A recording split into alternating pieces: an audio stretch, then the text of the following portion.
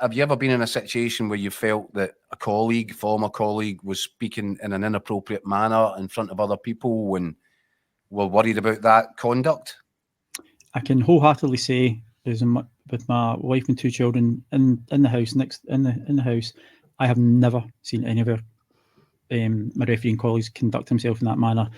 Never speak so disparagingly about someone else and within football, whether that be a manager, a coach, another referee, a club official. No, I think that we hold ourselves to a high standard. What I would say, and I think the biggest thing that I'm certainly open to, I know Steve does as well, I don't mind people criticising my ability. That's fine. That's open for discussion. That's open for interpretation. By doing that, then you can then question my credibility. And as soon as you lose your credibility within football and within the general public who are paying to watch it, I'm really, really sorry, but it's a very hard place to come back from. We had this one comment from William Sloan, who's watching live on YouTube. He says, any thought that Coote is unique is for the fairies? There will be many that feel the same about other managers. Where he does stand alone is allowing himself to be recorded. No. And this strikes to the point, and this is where I've got real sympathy, not for him, but for all the other referees out there. Look, how do we explain this? I'm sure Des will agree with us.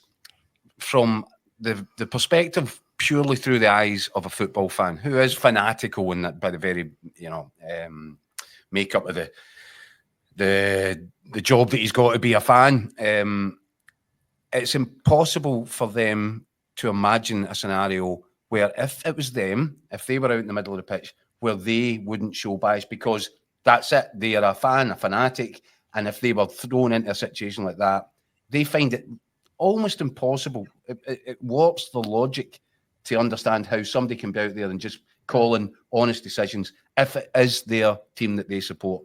And that's what has just happened here, has just made a really difficult job already, almost impossible for all the other officials, because now they're like that. See, I told you. I told you that guy had it in for us, and we were right, and we always were told, no, this is a figment of your imagination.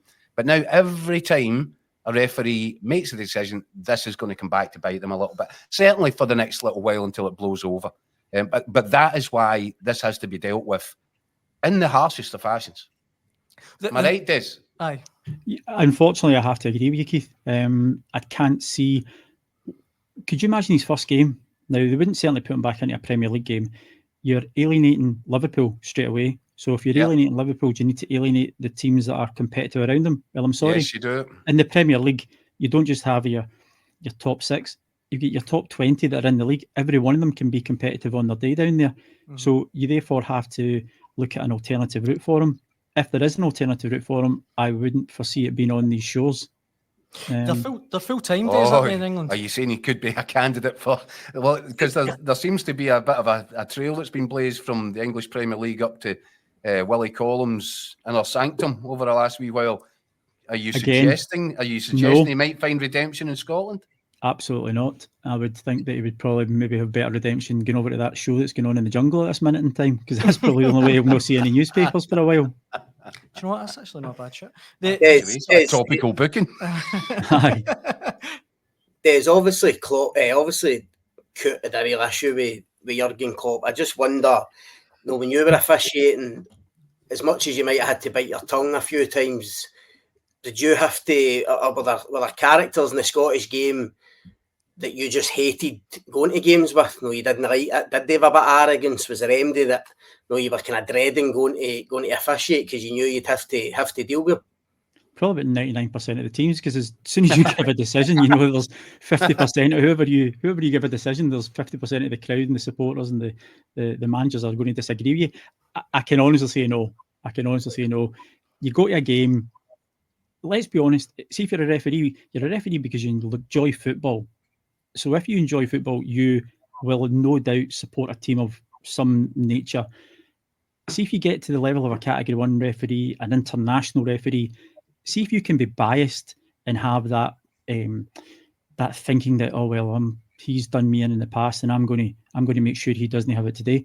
And you can make a decision in a fraction of a second, then you're a far better judge and referee than I could ever be. I can honestly say it. There's been managers that are hard in your case. But I was always of the opinion that give me 15 minutes after the game and I'll talk to you. You don't need to like what I'm going to say, but I'll give you an honest opinion. And 99 times out of 100, it's usually shake hands, have a cup of tea, right? I'll see you the next time you're here, or whenever we cross paths again. And I would say, or I would like to think, that that's the same for every referee within Scotland. I've not felt that before. I've got one for you, Des, right? Because after this came out, obviously Liverpool fans were going back through the back catalogue of decisions made by him, by that particular official, in matches involving Liverpool and Jurgen Klopp. And there were a few decisions in there, whether it was acting as VAR or whether it was match official at the time, that are really, really difficult, horrible to explain. Arsenal handball one. The Odegaard penalty kick.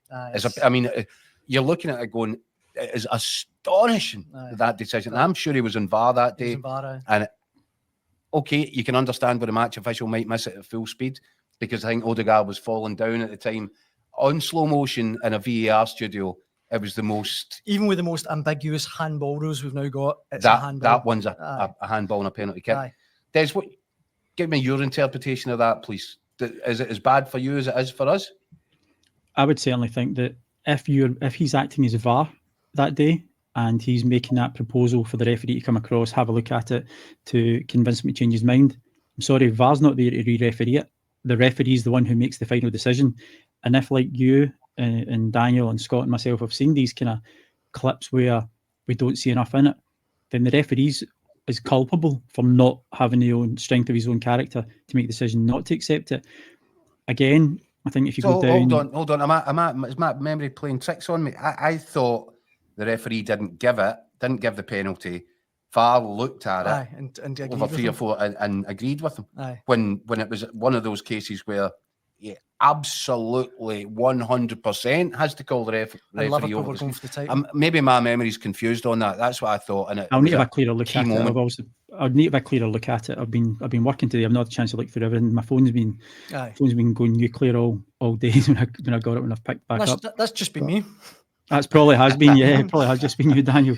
But if there is a clear decision that has to be made, then if the referee's not picked up and it is that clear and obvious, then Daniel has to do it. Mr. Coote has to do it. I like the fact that you're blaming Daniel for everything. I know. Well, he's below up my phone this afternoon.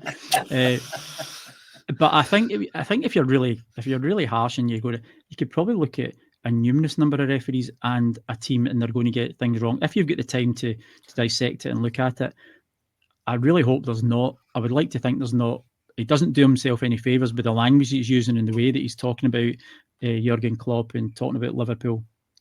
It's embarrassing from start to finish, and it's going to be an embarrassing end to his career, I think. But see going back, Des, and Keith, to what you were saying a moment ago about bias on the pitch and what have you. I would fully forgive Des any referee. Right, see if they're refereeing a game and one manager is effing and blinding and getting in your face, really aggressive, like a la Jurgen Klopp does at times, his jaw and all that. I'd fully forgive anyone not to be biased, but to have that at the back of their head. Subconscious bias. Subconsciously, and be like, do you know what? He is a pain in the ass. I'm trying, they'd say a lot worse in their head. Get the bleep machine out again. Exactly. But I would have, I think that's just human nature. I don't think there's anything wrong with that. I'd actually be really surprised if... But then the officials wouldn't be doing their job correctly. Isn't that... Des, please come back to me on this, because I think I've been saying for ages, forever and a day, and sometimes you see something like this and you think, am I guilty of kind of overprotecting here? Because my view, and it has always been, referees are professional people. They're out there. You might not agree with every decision they make, but they're making them for all the right reasons. It's the integrity cannot be called into question, because once we start doing that, the game's gone. And I've always believed, like them, loathe them, agree with them, disagree with them, but they're out there with the best intentions. That's my view on it. I'm sure that's yours, Des. Have you ever seen anybody in Scottish football refereeing or official circles that gives you cause for concern, that you think, as a colleague, I'm not sure about him? You don't need to name names, of course. No, of course. It's very easy. I don't need to name names. There is absolutely not one referee within Scottish football that I've ever come across, whether that be referee, assistant referee, who has been in there with any unconscious bias or a favouritism at any point in time to show to a team. We've already seen what happened back when the referee strike occurred, because that again was questioning the credibility of the referees, and we had to import the foreign guys to come over. The integrity is more Yeah, important. and that's what I say. Question my ability. Absolutely. Question my ability. I might be the best referee in the world, the worst referee in the world. I shouldn't be doing junior games, under 12 games. But don't ever question my credibility or integrity. If I get it wrong, I get it wrong on my own merits, not because I thought that I want to do someone an injustice or to get them back. And I have certainly never seen any referee in Scotland, as I said, at any level, go out there within my professionalism in career. I have never seen any referee, and I would be extremely surprised and disappointed if that ever occurred up here. Does the Scottish referees ever have to declare if they've supported a team in the past, or they've got they're favourable towards one team? You know what happens in England? They need to kind of state right away, and then those officials are kept away from that club's games. I take it that doesn't happen up here at any point. No, Scott, it doesn't. The only thing we have to put in for regarding as a conflict of interest is if you've got family members or who are involved. So the quite obvious one that sticks out, Stephen McLean, his brother Brian also used to play senior with Motherwell, etc. It actually went as far back to when I was coming through the ranks at junior level. I had a family member who was manager of Renfrew Juniors, so I would never get a Renfrew Juniors game, etc. As tiny as that may be, but it's nothing to do with, you're never asked to put out there your line of allegiance, team you support, or anything. No, it's purely conflict of interest regarding close family friends and family members. And say Stephen McLean's probably the most high profile of that. Des, from the discussions that you've doubtless had with former colleagues, current referees, etc., is there a concern from what's happened here that there might be a backlash, and that the microscope's going to get focused even more forensically on the decision making of Scotland's referees on the back of this? Because I would imagine that there is an unwanted backlash from that, which is why I make the point that I think it's so unfair on all the other officials. I think it will heighten this frenzy of suspicion. That's why I'm so angry for it on behalf of the referees. I certainly not from the conversations that I had that people up here are scared that they're going to get looked into any further or any deeper, because as I've said earlier, there is nothing to hide, and that's the way it all should be. I think he's made. I'm talking about decisions there now. Yeah, but we get that anyway. Decision that goes against. Yeah, I know, but I think it's likely to heighten on the back of that. I mean, every weekend, and you see the old things. I know we've been getting questioned about obviously some incidents that happened in the Kilmarnock game. I think we actually are probably more scrutinised up here than English guys because of the way the big two in Glasgow are at this moment in time. Yeah, and I think that's true. If anything that happens up here, the other side of the coin's always looking for a reason, or it's always them, or it's always them. So I think that our guys are accustomed to it. If they're going to get any more scrutinised, then it would really be, I don't know how they can go anymore. But I think the Scottish referees are under far more scrutiny because we tend to be a two-man league up here. In England, there's far more opportunities for other teams to win it. It's great seeing Aberdeen having a bit more involvement this year, and they're getting a wee bit more scrutiny with some of the decisions that are happening there. Our guys are under pressure every single week, so I don't have any worries about that.